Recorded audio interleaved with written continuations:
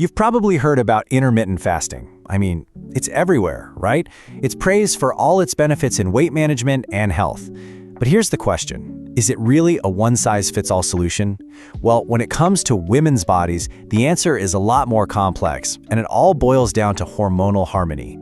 So let's get right to the most crucial point. A standard fasting plan that works wonders for men can have completely different, sometimes even opposite, effects on a woman's body. And the reason for that? It all comes down to our unique and, frankly, incredibly powerful hormonal physiology. So in this explainer, we're going to break it all down. First, we'll tackle why there's a gender difference in the first place. Then we'll meet the key hormones running the show. We'll weigh the pros and cons, and then we'll get into the really practical stuff. How to sync fasting with your cycle, how to start smart, and why having the right mindset is absolutely everything. Okay, let's start with the big why. The real reason fasting needs a different playbook for women isn't about willpower or discipline. Not at all. It's about biology. It's about learning how to navigate the complex, always changing, and powerful world of female hormones.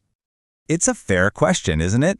You hear about these simple rules like 16-8, but maybe you've tried it and found that your energy levels, your mood, and your hunger are just all over the place. If you've ever felt that way, you are definitely not alone. And believe me, there's a very good reason for it. That reason, that complexity, it all leads back to the main characters in this story, your hormones.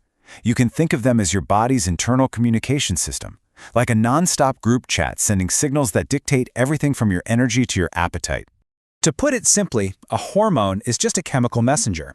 It's made in one part of your body, and then it travels through your bloodstream to tell another part of your body what to do.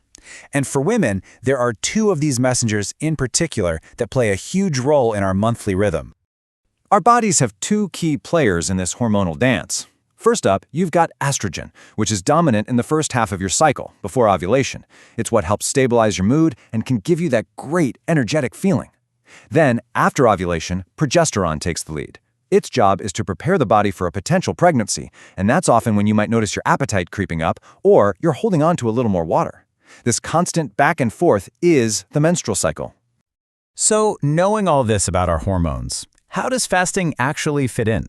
Well, it's really a double-edged sword. When you do it right, it can be an incredibly powerful tool. But when it's not aligned with your body's natural flow, it can definitely create some problems.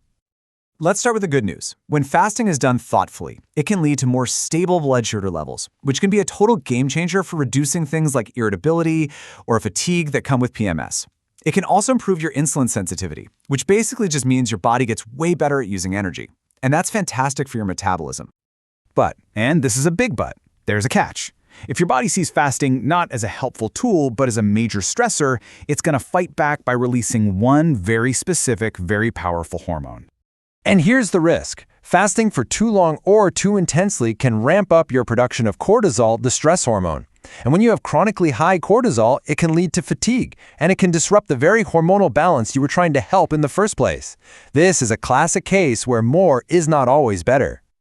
This brings us to the core strategy of this entire explainer.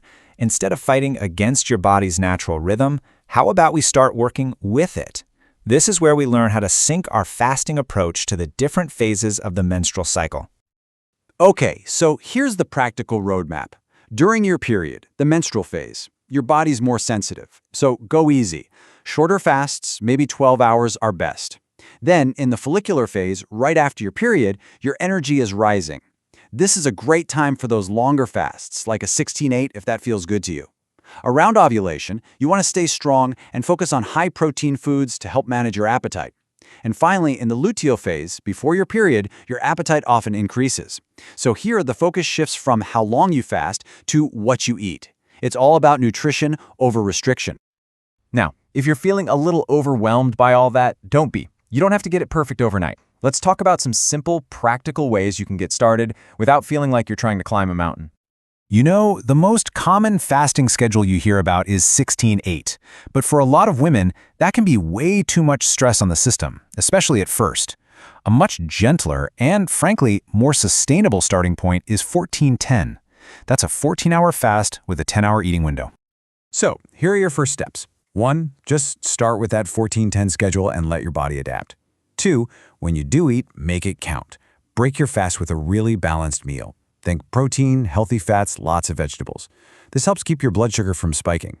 3. Stay hydrated. Water, tea, black coffee. Those are your best friends during your fasting window. And 4. This is crucial. Consider your life stage.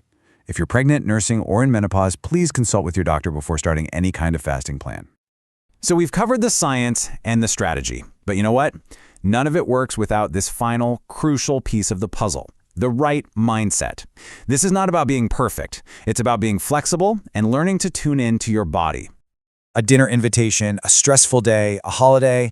Look, life happens, and that is perfectly okay. Eating a meal outside of your planned window is not a failure. It doesn't ruin all your progress. It's just life. The goal is consistency over time, not flawless perfection every single day.